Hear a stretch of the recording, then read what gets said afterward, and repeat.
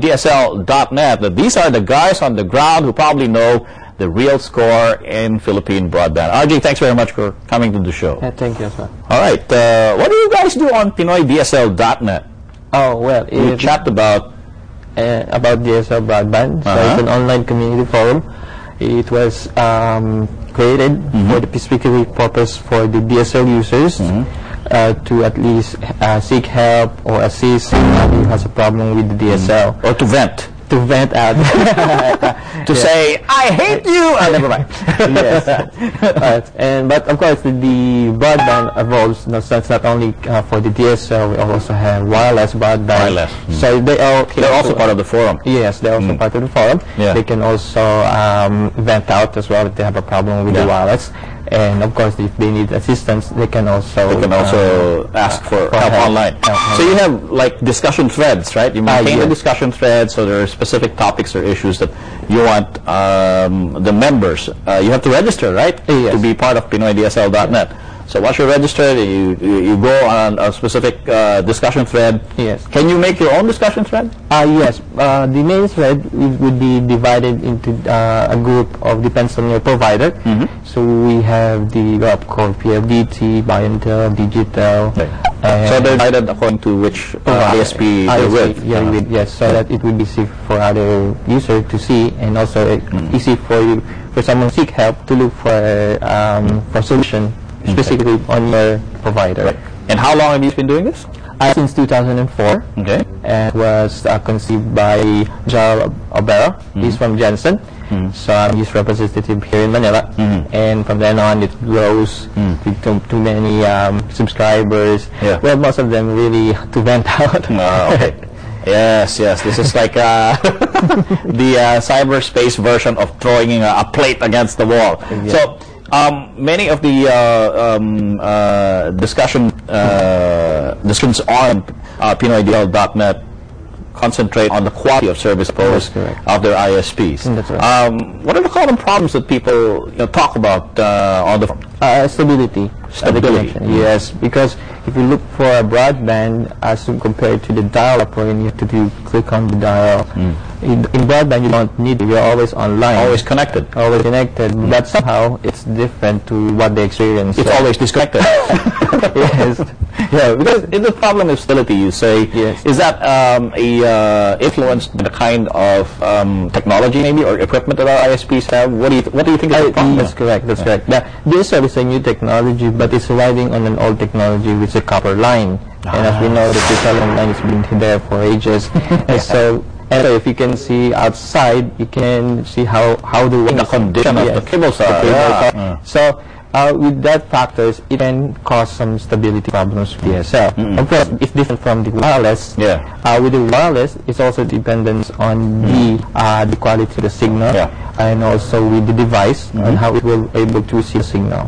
But there are, of course, evolution. There is an evolution ongoing to the way these telcos provide broadband. Says you heard Monisberto from PLDT Smart, and you heard the women from Sky Broadband talking about fiber optics, right? And that's an improvement over copper wire technology. That's correct. So do you see broadband problems recurring in the way or shifting fiber?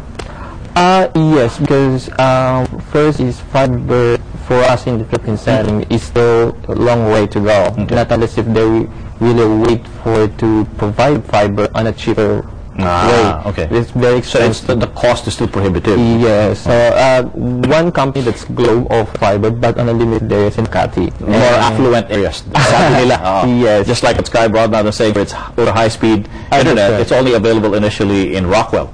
Okay. Over the Sky Broadband, although already offering these services in other areas, but still the price is not that cheap. So they got to bring the price lower to let more people avail it. That's right. What do you think should be the pricing for most of these? Well, if we're going to compare that from the other countries, of course, the cost for our broadband, if it's $1,000 with just one PS, and if we're going to compare that, it's 3 or 5 times speed that you're getting for 1,000 pesos. Already? So, say for example, other countries in Asia, I mean, how would you compare their broadband to ours? Well, they have the high-speed connection. And high-speed would mean how? That's the minimum that you can get is about 3 to 5 Mbps or megabits. That's 3 to 5 times what you're getting for $1,000. For $1,000, similar for the exchange rate. Yes. So, is it maybe, do you think what's going to happen is that since there are few, or the demand is just too low, then they can't bring the price down unless the demand goes up? Well, the demand is there. There's a demand there, but of course they have, I think, for the business sense, they have to weigh the costs and of course how. But I think it's good, based on trend and the history, the way they down the price from the day before, it's cost you about 2,500 for just 128, and now it's 1,000 for 1 Mbps. But we're still looking forward for more. Yes, but because in compared to the other countries, of course, they're still not yet the cheapest. Yeah. It's strange, no? Considering, I mean, did other countries get on the internet earlier than we did? No, surprisingly. Oh, yeah, diba? Yes. I mean, well, for us, and I guess reading on the history of the internet in the Philippines, we started out in 1994. That's right. PHNet, I think. Yes. Also started the first internet connection in the U.S., right? And still then, pang countries na later, pero naunahan tayo. That's right. Like for example in Korea. The good thing about them is they have the support from the government. So it's easy for them to develop in the broadband technology without any problems. So it has to be government initiative then. Yes. That's crucial. So what do you think the government should be doing now?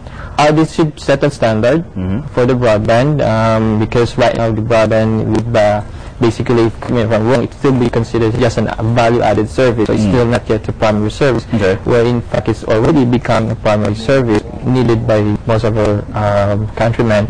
So they should now look into it, and they should make a policy or regulations concerning this kind of service. Now, in fact, it's a primary service. In some countries, they think it's a basic right. That's correct. That they actually pass a law saying that broadband access by their citizens is a right guaranteed by the state. Yes. Do you think that's going to happen here in the Philippines? That's true. But hopefully with this... We'll have a commission on internet rights. Good luck to us. What do you think? Hopefully. Hopefully? Yes. Because recently Congressman Palatino, President Palatino filed the resolution 07 to look into the status of broadband and to let the government do something about it. So hopefully we can have a commission like that. Commission on Internet Rights. Internet Rights Commissioner. RJ Tagalo, thank you very much for coming on behalf of your founder in, what's that?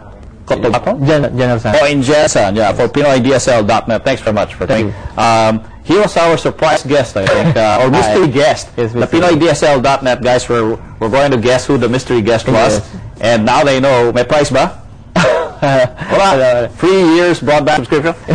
Okay, now. All right, so you guys, if you did guess RJ, I know what your price is. Up next, we'll delve into a bit of gadget porn. Yeah.